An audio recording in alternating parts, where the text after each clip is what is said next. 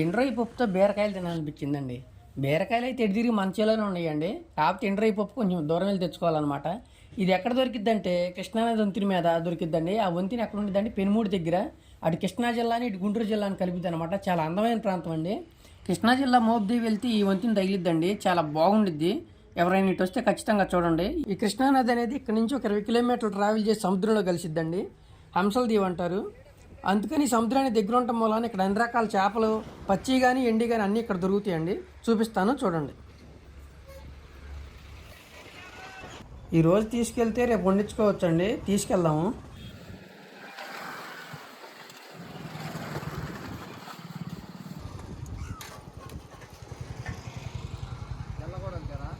Hi అండి, అందరికీ నమస్కారం అండి.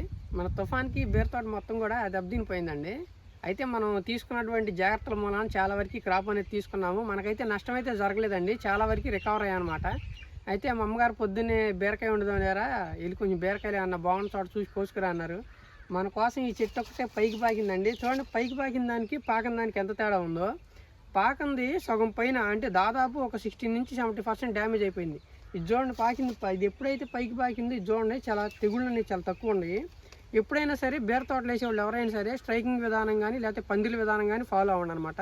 సరే అండి, ఇప్పుడైతే మనం మంచి బీరకాయ ఉందండి మన కోసం అని. ఇది మన కోసం, అదే మనకి కూడి పెట్టి ఇది ఒకటే అన్నట్టు ఉందన్నమాట. ఇది మన కోసమే. సరే చూడండి, కాయ ఎంత బాగుంది. ఇత్తనం కూడా చాలా మంచి ఇత్తనం ఎంచుకున్నామండి. కాకపోతే ఏంటంటే ప్రకృతి మనకు అనుకూలంగా లేదు. సరే అండి, దీన్ని తీసుకెళ్ళి మంచి రెసిపీ చేసి చూపిస్తాను రండి మా అమ్మగారితో.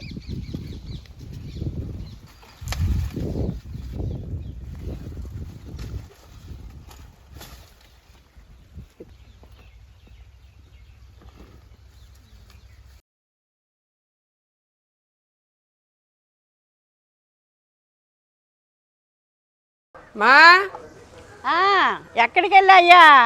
పొలం వెళ్ళాను బీరకాయలు కోసుకొద్దామని. కొంచెం బాగుండే కాయలు. మూలన అరటి చెట్టు మీదకి ఎక్కింది ఒక చెట్టు. మిగతా మొత్తం నాణ్యంగా అనిపించలేదు, కానీ ఆ మూల మీద ఎక్కిన చెట్టు మాత్రం నెంబర్ 1గా ఉంది. బాగుండే కాయలు మాత్రం బాగుండయి. ఏం వేసి వండుతా? నువ్వు నిన్న రొయ్యి పప్పు తెచ్చావు కదా, దాంట్లో కలగలిపేసి వండుతా. ఎండు సరుకు ఎండు సరికే వండుతా. ఈ బీరకాయలతో ఎండి రొయ్యి పప్పు వేసి మంచి రెసిపీ చేపిస్తానండి. అసలు కాంబినేషన్ అదిరిపోద్ది అనమాట. మా అమ్మ ఏ విధంగా చేస్తుందో చూసి మీరు ఒకసారి ట్రై చేయండి. ఖచ్చితంగా మీకు నచ్చిద్ది అనమాట. సరే లేట్ ఎందుకు, వెళ్దాం, వండుకుందాం, తిందాం రండి.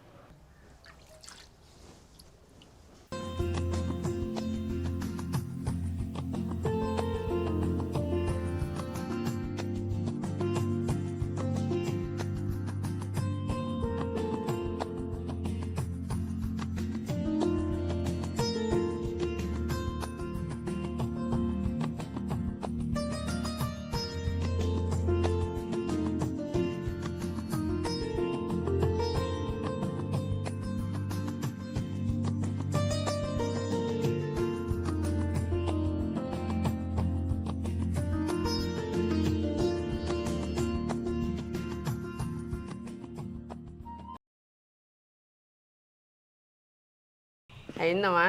ఇంకా అవ్వలేదమ్మా, అవుతుంది. ఏంటమ్మా ఉప్పు వేసి పిసుకుతున్నా? ఈ నీరంతా బయటకు వచ్చిద్ది.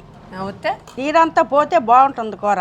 బీరకాయ రొయ్యి పప్పు కలిపి వండుతున్నానండి. దానికి కావాల్సిన సరుకులు: 200 గ్రాములు రొయ్యి పప్పు, 2 చెంచాలు కారం, 10 చెంచాల నూనె, తగినంత ఉప్పు, 1 ఉల్లిగడ్డ, 2 పచ్చిమిరకాయలు. ఇది ఎండు రొయ్యి పప్పు అండి.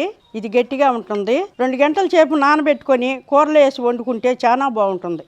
ఇది నానబెట్టుకున్న పప్పు అండి. ఇది శుభ్రంగా కడుగుతున్నాం చూడండి.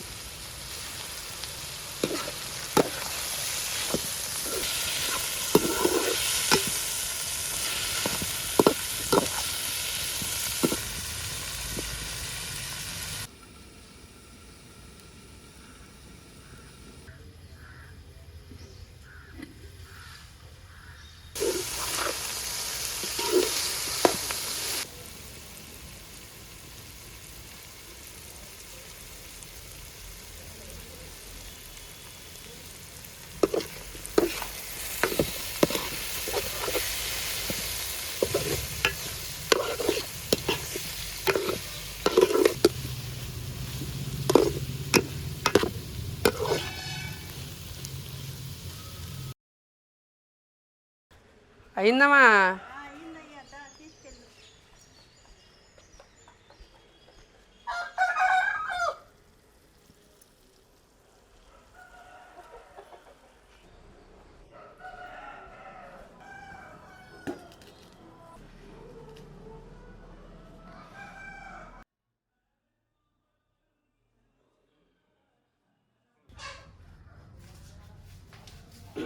పెట్టవా.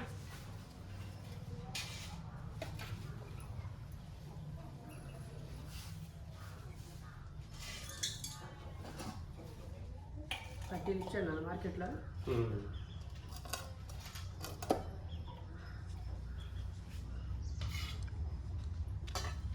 సాయంత్రం తేవాలి కాబట్టి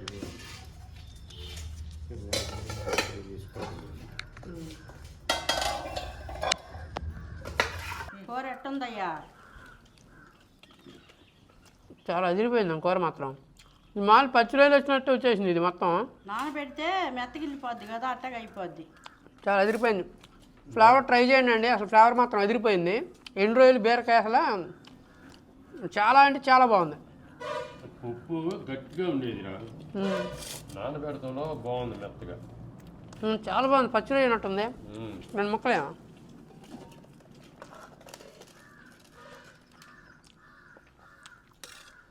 రెండు ముక్కలు అసలు చాలా బాగుంది. ఇది మామూలు పచ్చిరొయ్య అన్నట్టుంది నాన్న ఇది. నానబెట్టడంలో మెత్తగా. అవును. నాకు నలిగేది కాదు అంటే నానబెట్టకపోతే నలగదు. అవును, గట్టిగా ఉంటుంది. కూర కూడా బాగా కుదిరింది. ఈ బీరకాయ రొయ్యపప్పు అనే కాంబినేషన్ చాలా అంటే చాలా బాగుందండి. మా అమ్మగారు కూడా చాలా రుచికరంగా వండారు. చాలా అంటే చాలా బాగుంది. మీరు ఇంట్లో కూడా ట్రై చేసుకోండి, చాలా బాగుండిద్ది. సరేనండి, మా వీడియో కనుక మీకు నచ్చినట్టయితే లైక్ చేయండి, షేర్ చేయండి, కామెంట్ చేయండి. మరిన్ని మంచి వీడియోల కోసం నా ఛానల్ సబ్స్క్రైబ్ చేయండి. ఉంటానండి, మీ తెలుగు ఫార్మర్ గోపి. బాయ్.